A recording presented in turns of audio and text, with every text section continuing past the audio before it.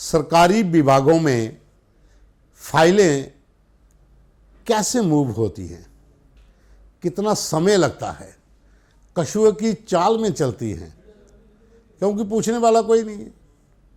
पड़ी रही तो पड़ी रही, याद आई तो आगे मूव कर दी। 3 साल बाद एक केस में रेवेन्यू के फाइनेंशियल कमिश्नर शालीन काबरा ने अब जाकर विभागीय कार्रवाई की जांच के आदेश दिए हैं अखनूर के एक मामले को। 2022 का मामला है।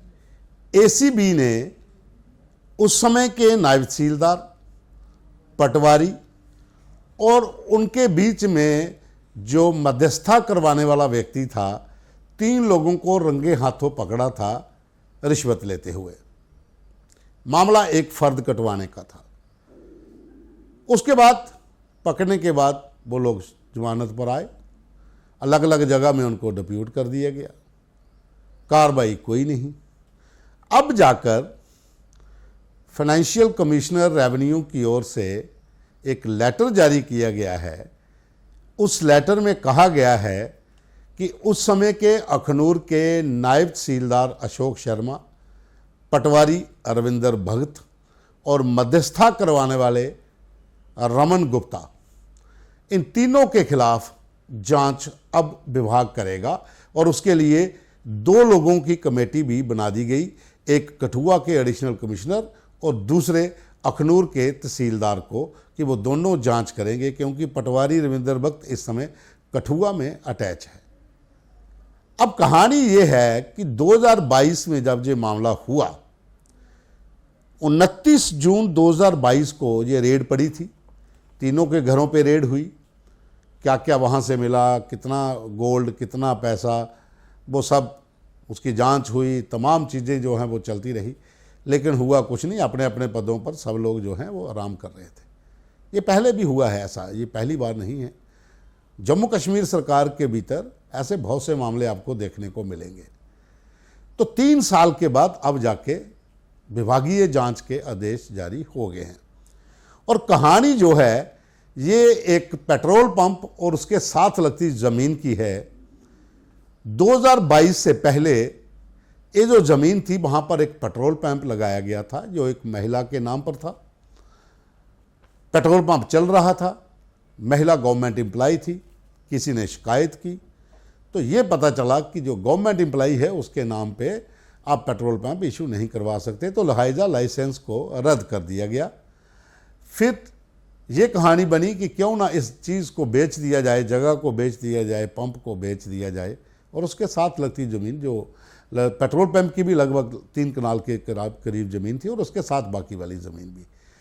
तो उस समय फिर वो बेचने की प्रक्रिया शुरू हुई। तो बीच में मध्यस्थता करवाने के लिए जो प्रॉपर्टी डीलर का काम करते हैं, जिनका काम होता है, उनको लाया गया।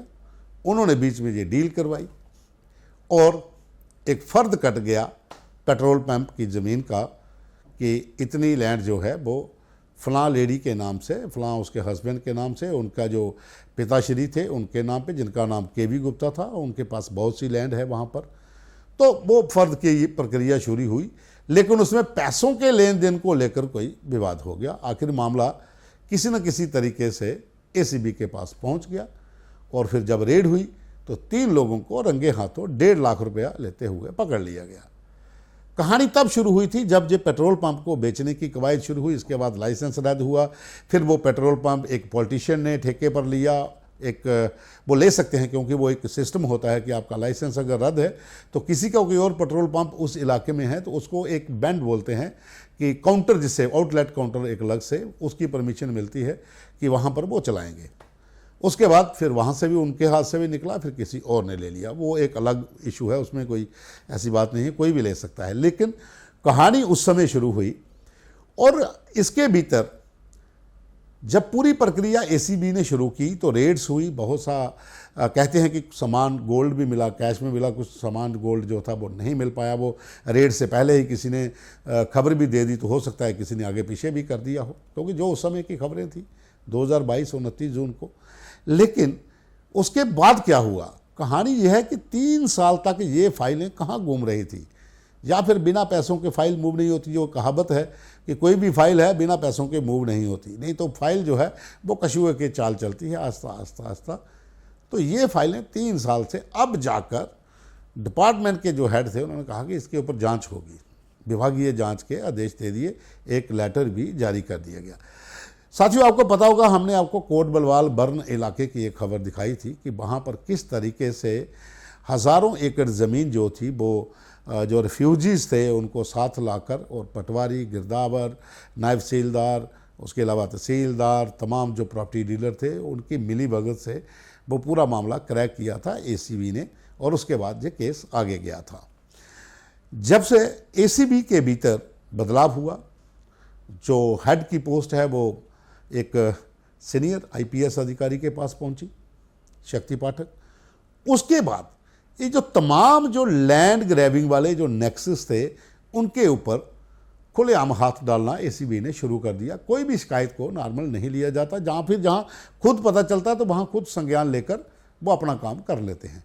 तो इस मामले में भी ऐसा ही हुआ था 2022 में, लेकिन 3 साल के बाद विभागीय जांच के जो आदेश हुए हैं उसमें कहीं ना कहीं ये तो लगता है कि खिचड़ी कुछ और पक रही थी, बन कुछ और गया।